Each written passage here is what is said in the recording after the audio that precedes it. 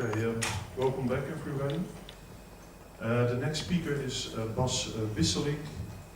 He will tell us about Next, which is not just a derivative, as far as I understand you, of Bitcoin, and it's not just a copy.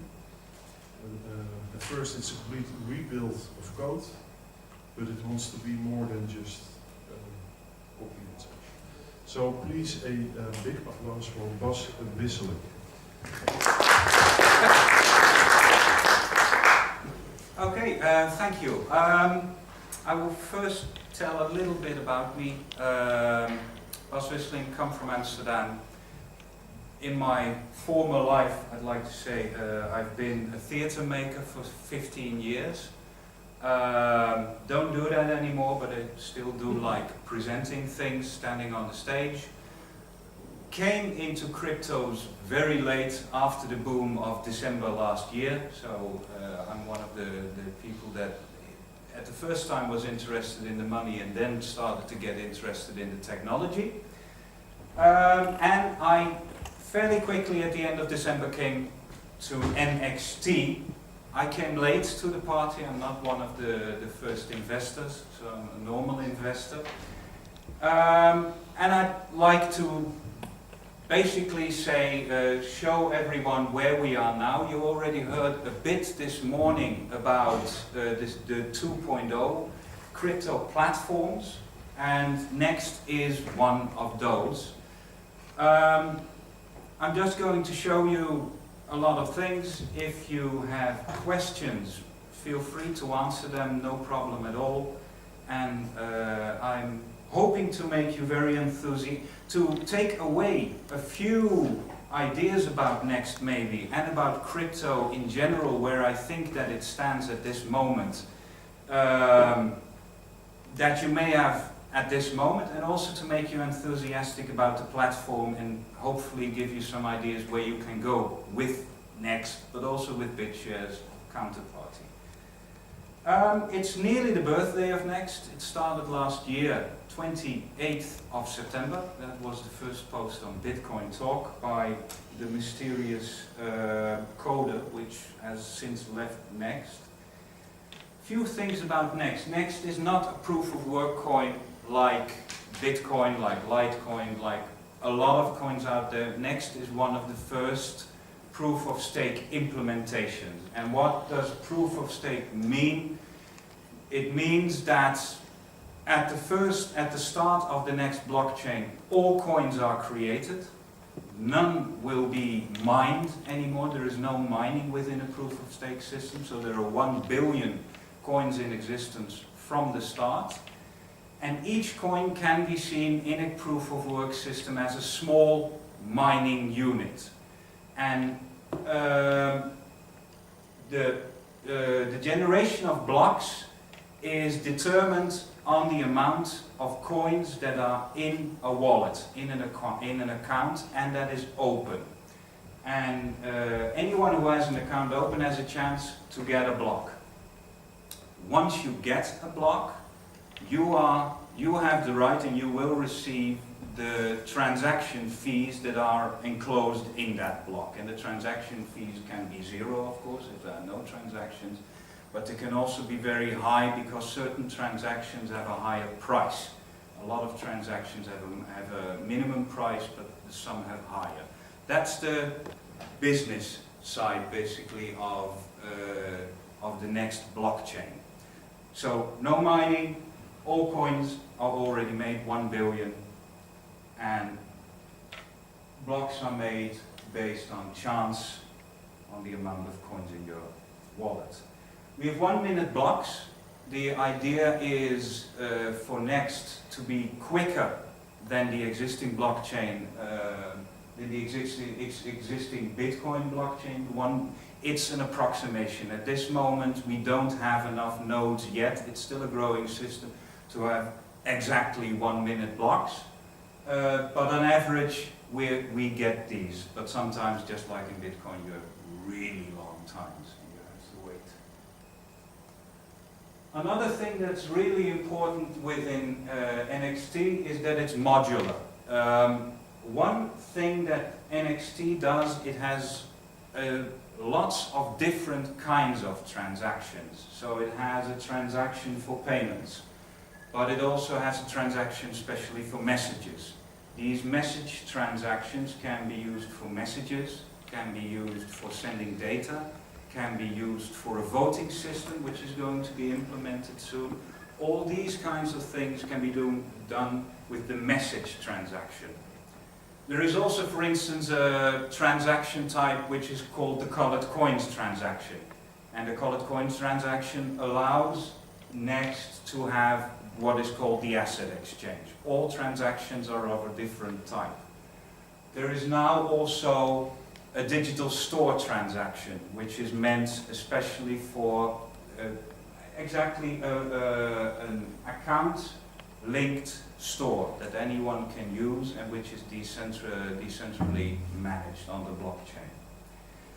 The idea behind the modularity of Next is that third-party designers can take all these different transactions and play with them. So you have a pay, you can use a payment.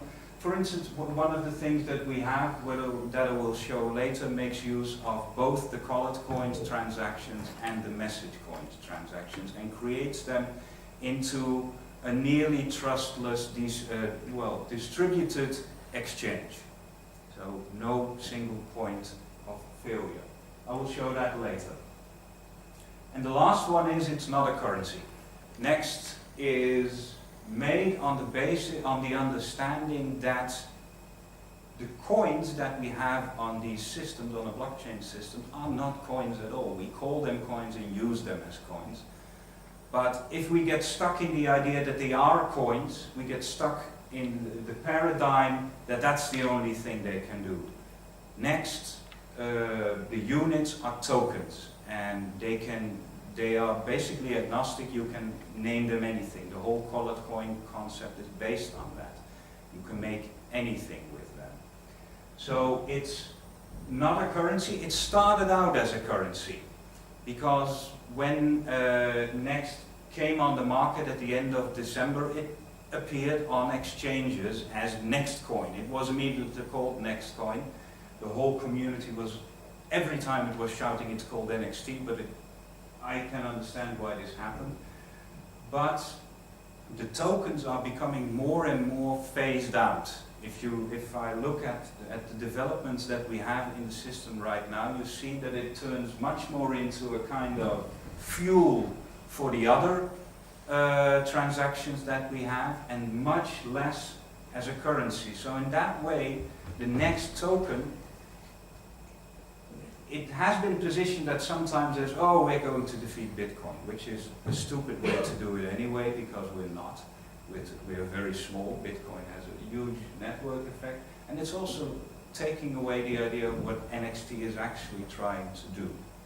The tokens basically give you the right, no, it's not the right, the opportunity to use the other functions, and the tokens are used to pay for the transactions. So that's the value of the tokens of NXT.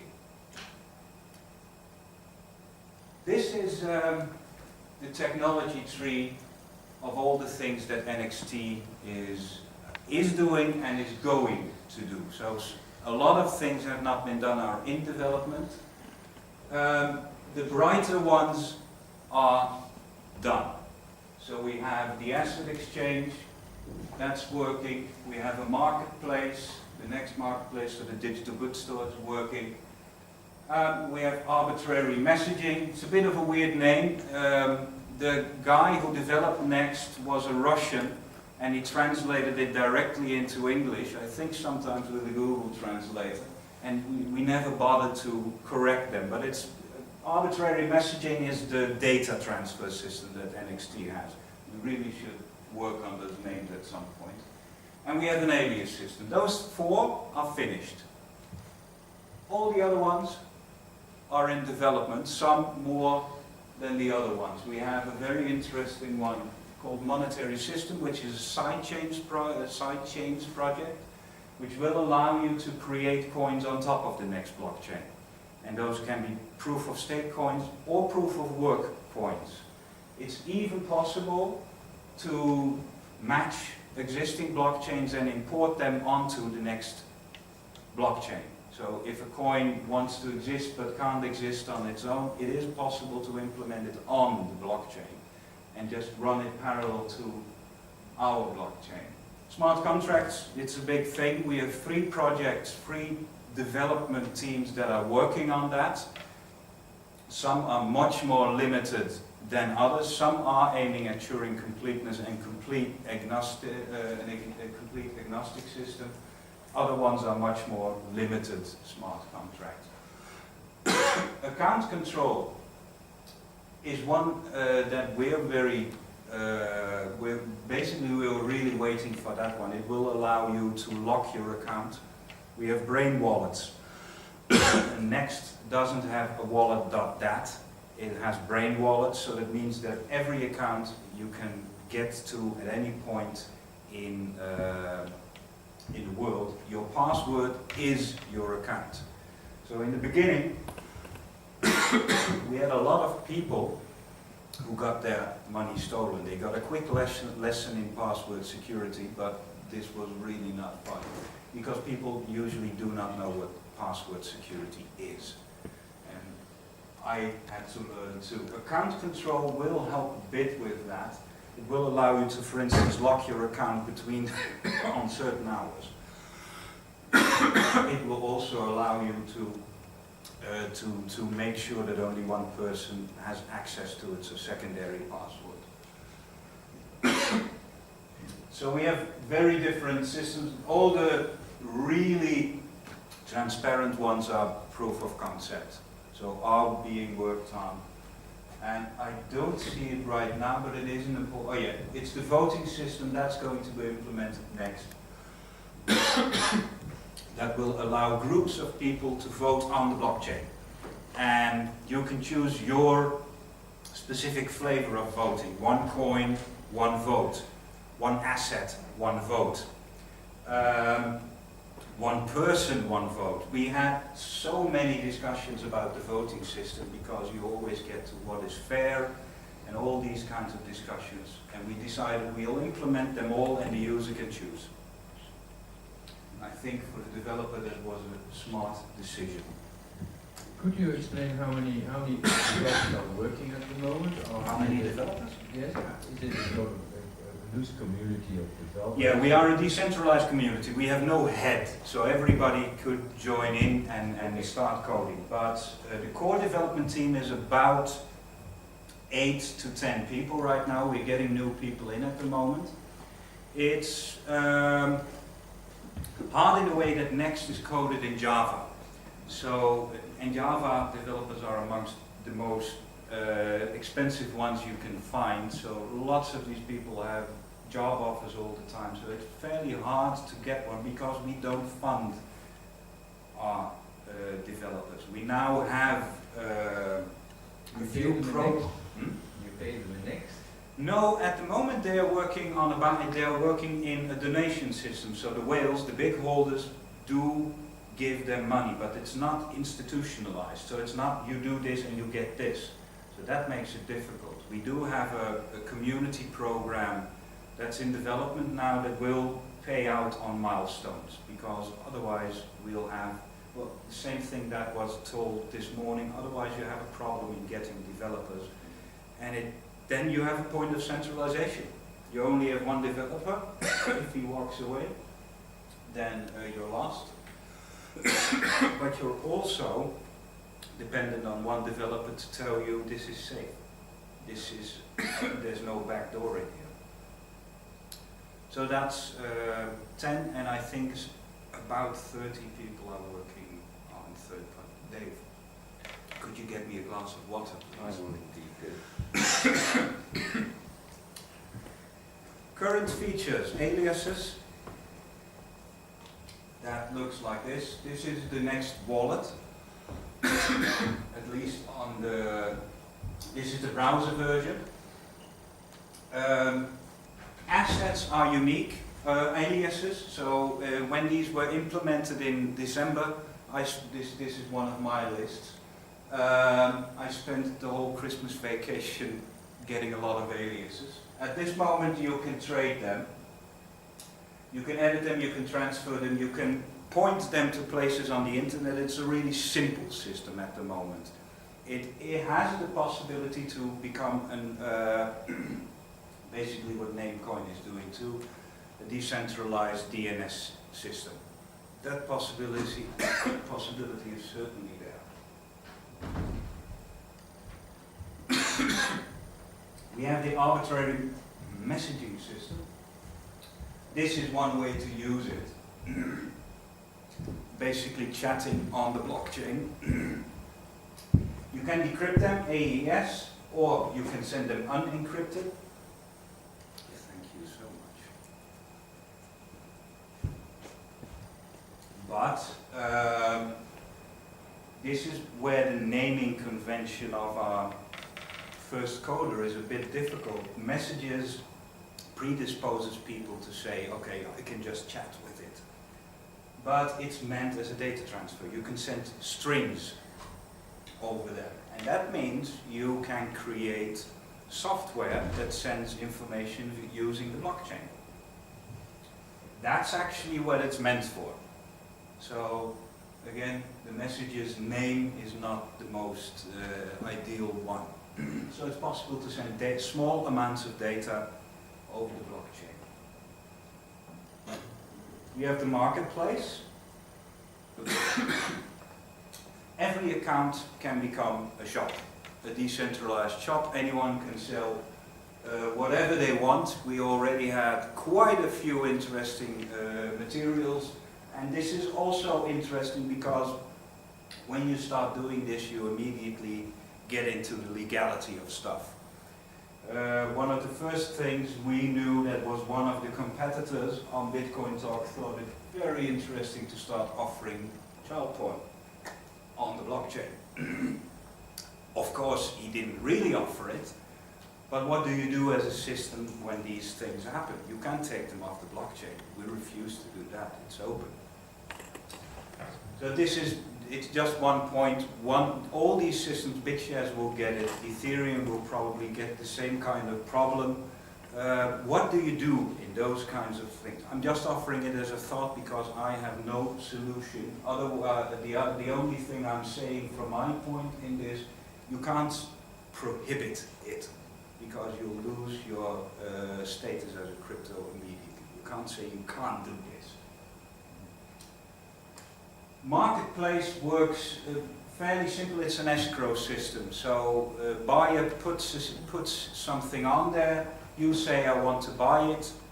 The amount of coins goes into an escrow. It's basically on the blockchain. It becomes unattached. And then the buyer needs to confirm the payment, and then the transaction is done.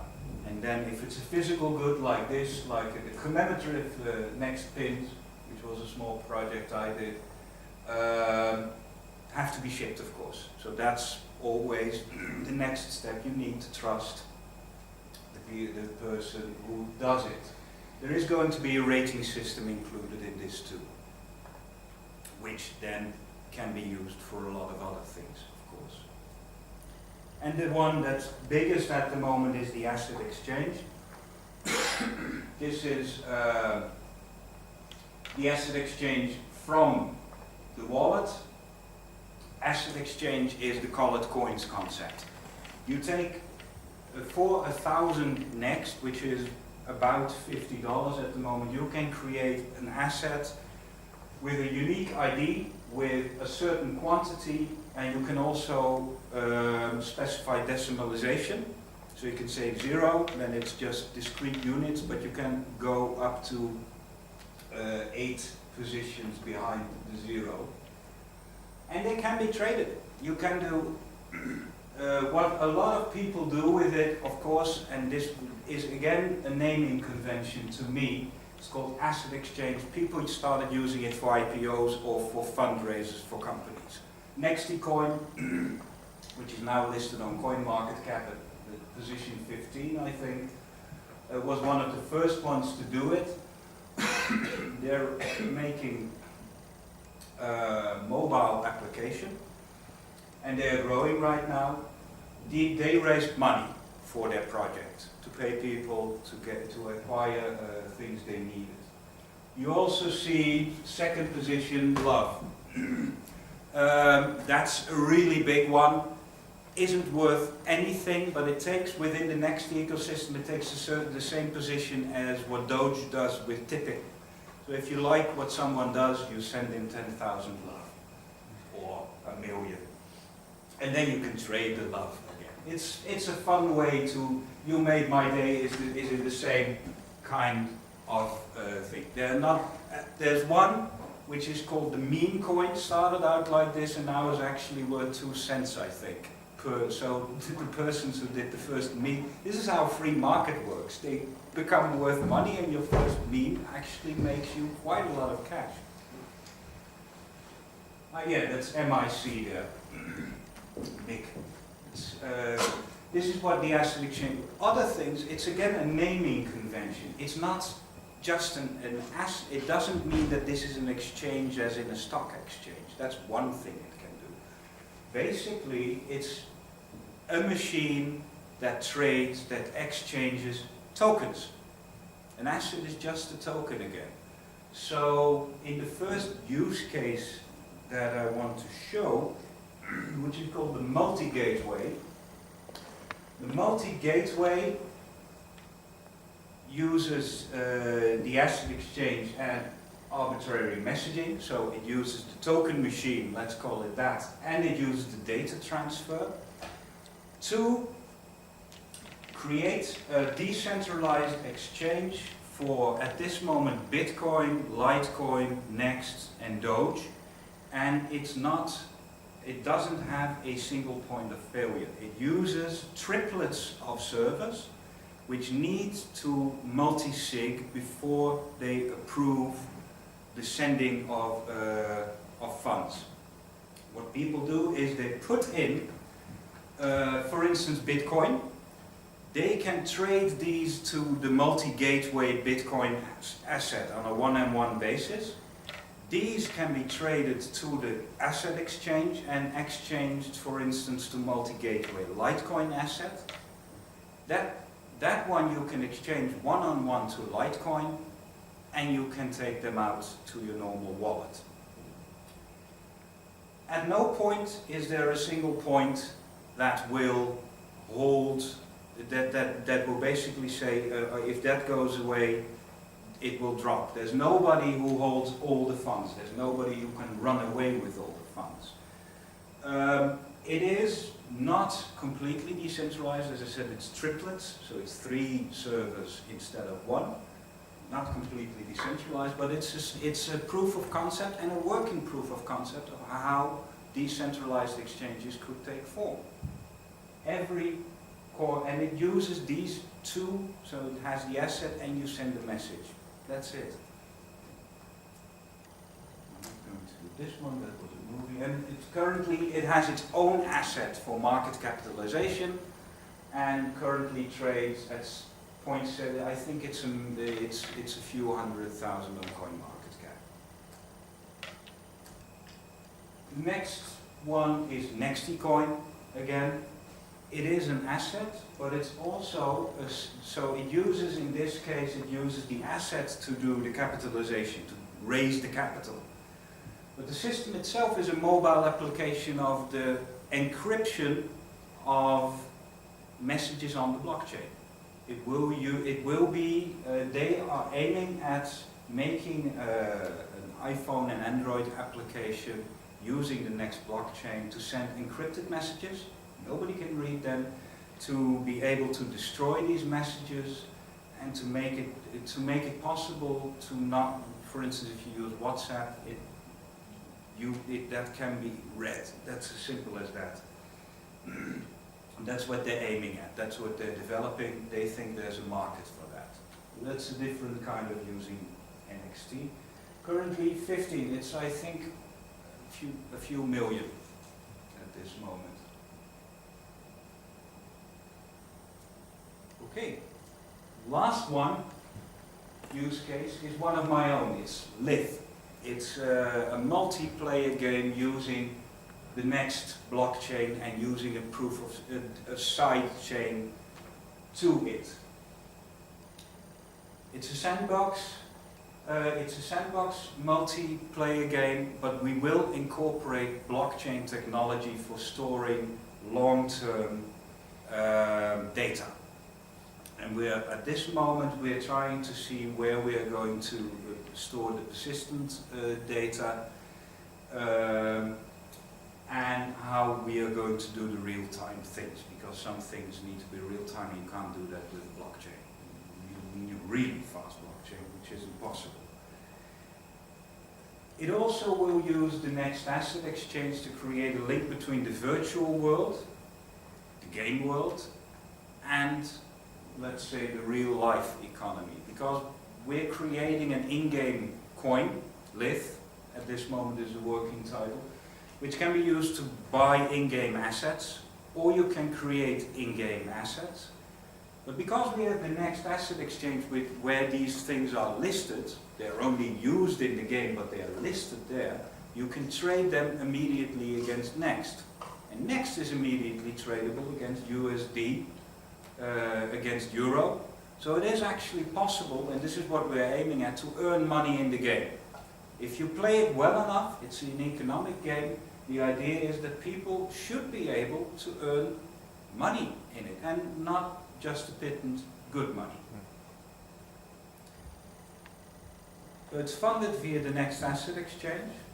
It has an in-game currency pegged, I wrote, but this is one of the difficult things, because how the hell are we going to peg it when it's fluctuating all over the place? This may be different. Data stored on the blockchain. Also, one of the things that we really want to do is that players will be able to run their own nodes. So they will strengthen the game by running their own things. It's just like like any blockchain, the bigger the network, the better it becomes, the safer, the more secure it will become. So players will be actively asked if they want to do, and they will get incentive for that, because we also have the transaction fee thing going. That's the second part. The monetization of the game is not by in-game purchases, what most apps need to do.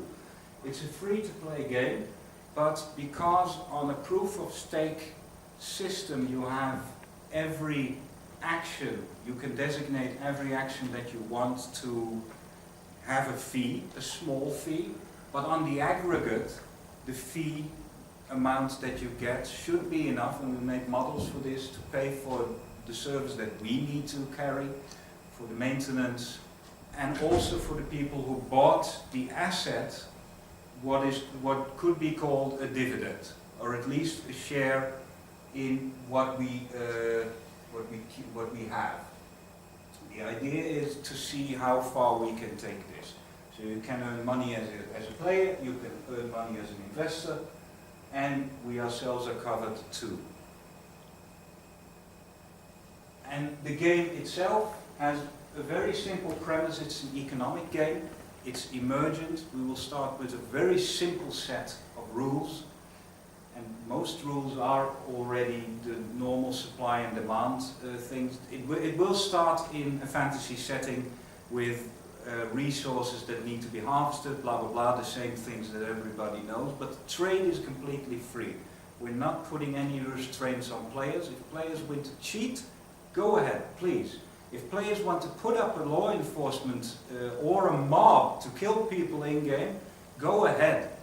This is what we want to try. We want to see, we think what will happen, but we hope we are wrong, is that we will get a kind of wilderness. It's the same like on the internet. You get a wilderness where it's very dangerous to go out with pockets of civilizations. This is probably what will happen. But if it doesn't, I'll be surprised and good.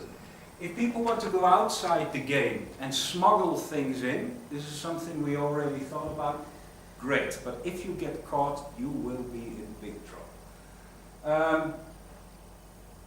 The idea, we wanted as developers also to have fun with this, and if you know where the game is supposed to go, the most fun that you could get out of it is seeing, oh, they're doing the things we want them to do. in this way, we're leaving a lot open to chance and to also to people trying to break it, but at least it's an interesting journey to go. And I think if I see what happened with Minecraft, which has the same kind of premise, simple things, it's a simple action, just gather resources and build stuff with it. So many people love the freedom in that. There are a lot of people making penises, but there are also people building the Starship Enterprise, for instance. So that's what you get. These are the, if you want to know more about NXT, these are the basic resources. We have a really simple beginner site. We have quite an advanced site with a really large wiki, also if you want to know things about the API. The asset exchange, you don't need to have the wallet anymore. This site, Secure AE, is one of the things that a third-party developer did. It's a walleted system. You can make an account with just a name and a password. They make your next account. Your private keys are yours. They will never leave your browser at that point, so it's a safe environment. You can put in Bitcoin and buy Next and buy assets with it, but they also just made it easier. They struck a deal with Beta, one of the exchanges, and I think they're going to do it with different ones. You can also just buy assets directly with Bitcoin. This is also one of the things I like, because it doesn't force people to use Next. And I don't see any reason why we should, because the system is what is important, not the thing that powers it. There are more people using Bitcoin. It's a fact of life. It's much better at that, so why throw it away? And if you want to contact me, this is my email address. And if you have any questions or want to get into contact, also if you want to get into contact within the community, feel free to ask. That's what I have. Thank you. Yeah.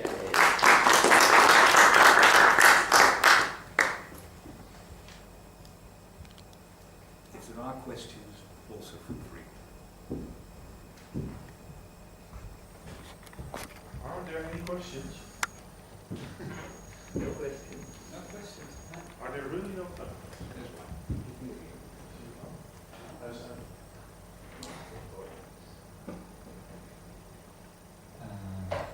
Yeah, I'm thinking about Liv. Now, let's say you do get an economy, and it starts getting really big. Let's say people build an entire city and they start trading and doing all kinds of crazy stuff.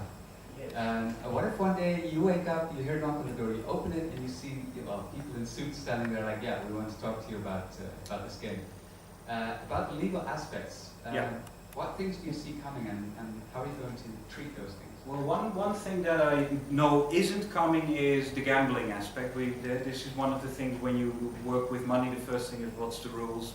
The gambling aspect is point one. There is no gambling aspect because it's a game of skill. And it's provable a game of skill because there is no chance element involved. So that part I'm not worried about.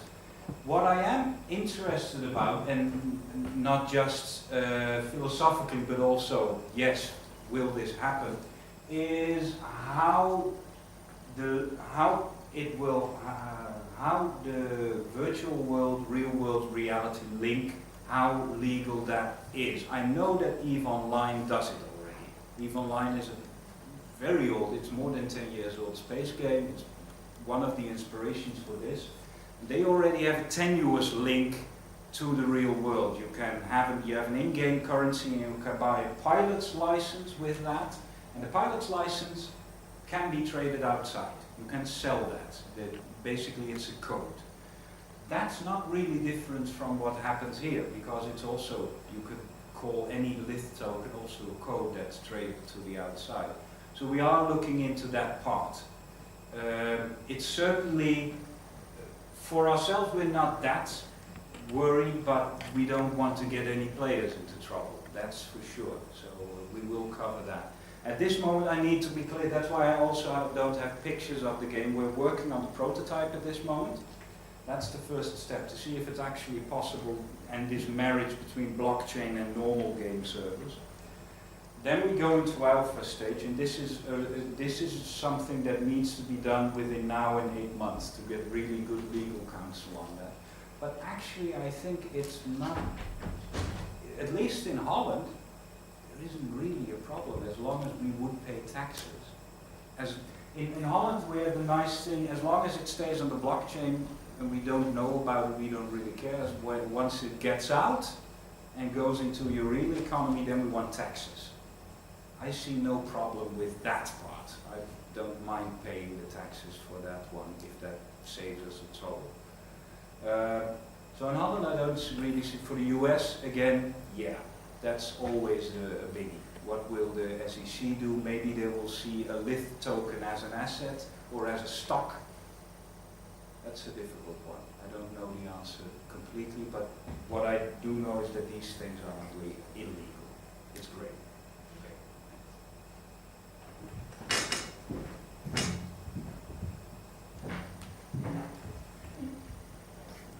So again, on the games with,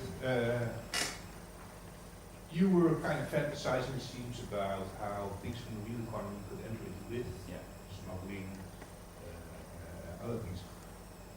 Why this one direction thinking? I would imagine that the opposite holds true, that if this is a game of skill, it might be advantageous to step into the real world, do some rubber hose cryptanalysis of one of your co-players, obtain points, or next, or whatever, other assets they can use back in the game. Yeah. So I was a bit wondering, you only said this one side, the other side Yeah. seems very possible too, with very negative effects, the white wilderness entering into the real life. Yeah, definitely. The idea is, like I said, I come from theatre, and one of the things that I've done a lot of theatre sports. And theatre sports is basically competition theatre. It's improvisation. And what I love about that is that anything can happen. And I know that the first thing that people like to do when you put them in rules is they want to break them. So this is the first thing that comes to my mind is, oh yes, people will try to smuggle. But certainly, I think that there are enough people that they will try to do good things too. That's why I also said law enforcement, for instance. If you look at online communities, I've been in forums so long, you see a disruptive group, and then there is also immediately a counter-reaction where people try to get along and try to make this forum is for this, let's do that. And that evolves. That's not something that sometimes moderators do it, but if moderators don't do it, you see that the community members start doing that automatically, or the forum dies, also a possibility. So yes, if people want to take it outside into the real world, one of the things, then it's great. One of the things that we were thinking about, I know for instance a game, I don't know if it exists anymore, that is where you went with your smartphone and you went to do groceries, and your smartphone game would recognize that, and at that moment you would get certain wood or food in your game account. And the idea of that was that the people would walk all over the city to get one thing, and then, okay, now I have this resource. Ah, shit, I need to go to Amsterdam North because I know that the jewelry. It was actually, and some people did it. I don't know if it still exists, but that concept I loved because it gets people involved. Then you get the real crossover. One of the things that we also want to do is to make it possible for people to add things to this game, because that's where the fun is too. So this is open. Yeah.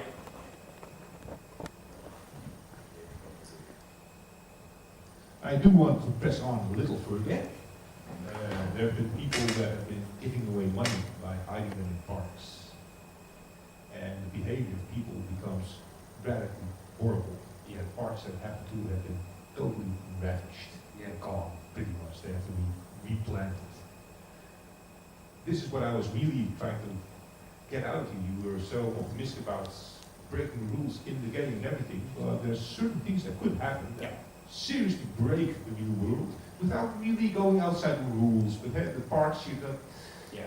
is the rules really broken when you just get a mob entering there? And, it's Yeah. not really rule breaking, but It is disruptive. very in, Yeah. in a negative sense. Yeah. I don't know at this moment. It is, if these things happen, one of the things that this game is built upon is that it's constructive. And that even the rule breaking leads to constructive things. That's the philosophy behind it. And from what I've seen, that is what happens. These things that you say are unforeseen. If you actively try to do that, I would say no. You don't try to disrupt things in that way. If you try to disrupt things, you try to do them in a fun way. But it can happen, and that would probably mean statements from us, and then we would step in. There's a personal line that you cross, or not. From a developer and from a developer side, I would say it's free. From a personal side, I have my limits. It's that simple. But I would address it from that side. I would not address it from a developer side. I would place a personal statement. This is not the kind of community that we want, so please be responsible. But it's Just their like Mark responsibility. Apelis did recently. Hmm? Just like Mark Apelis did recently, please stop everybody with hacking this. Yeah. I don't know if that is the one I would choose, but no.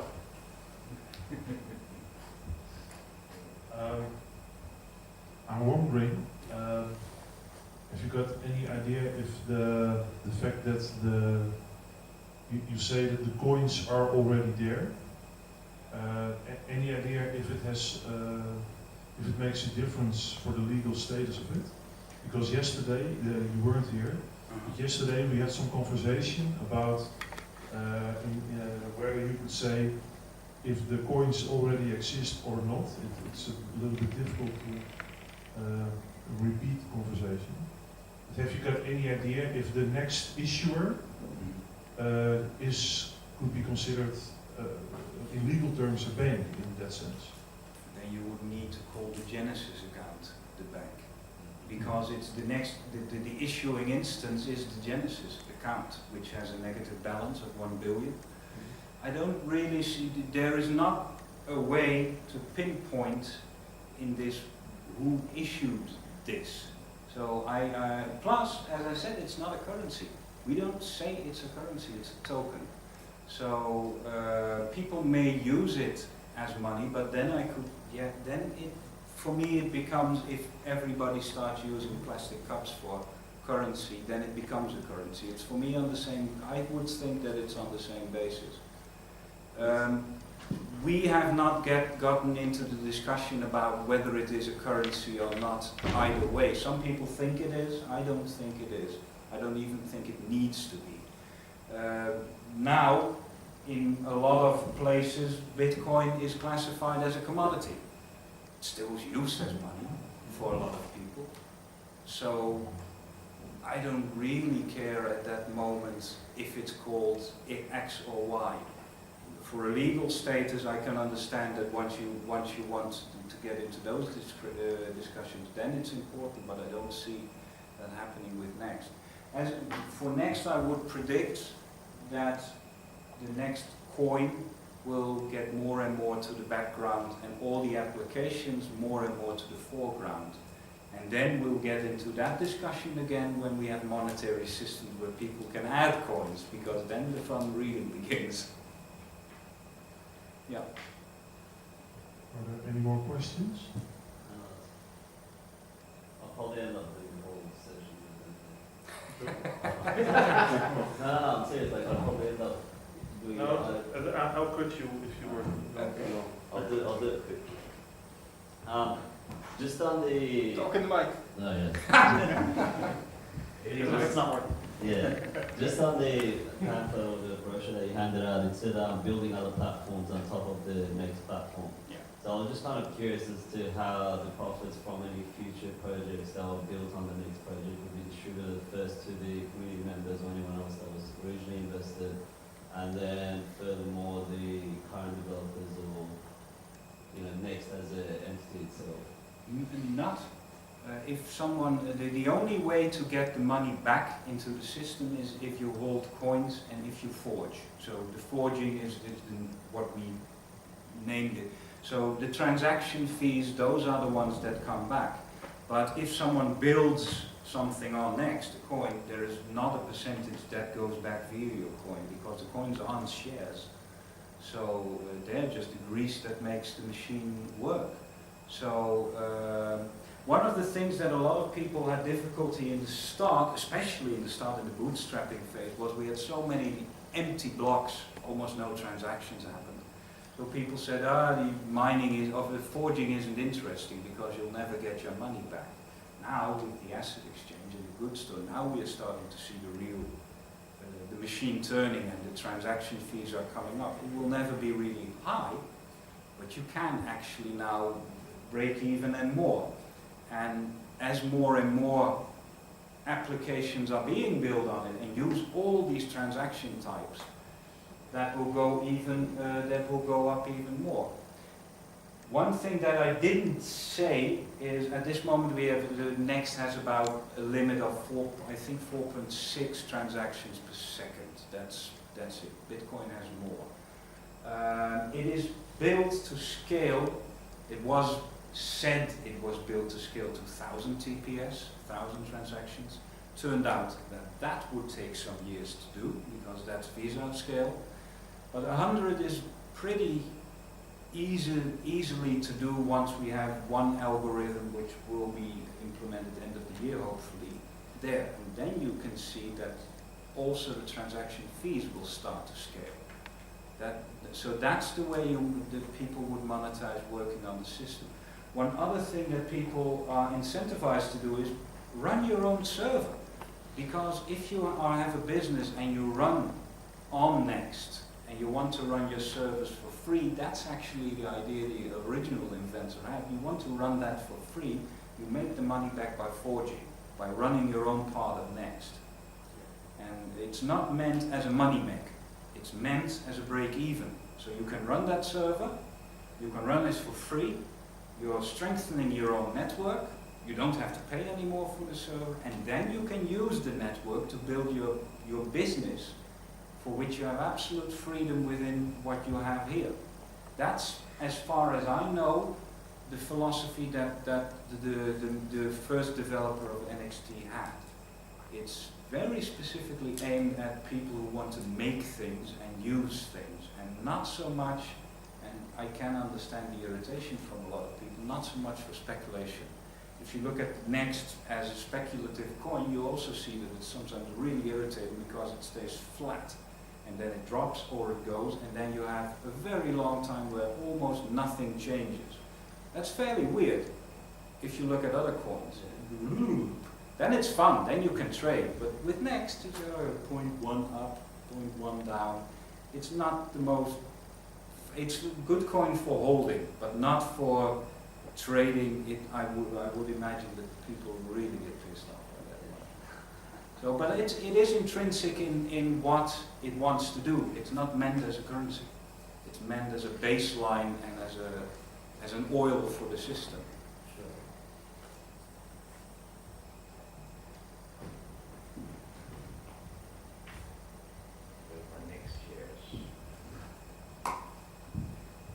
Are there any more questions? Okay, then please a big applause for Bas Wisselink. So, thank you. We will have a very short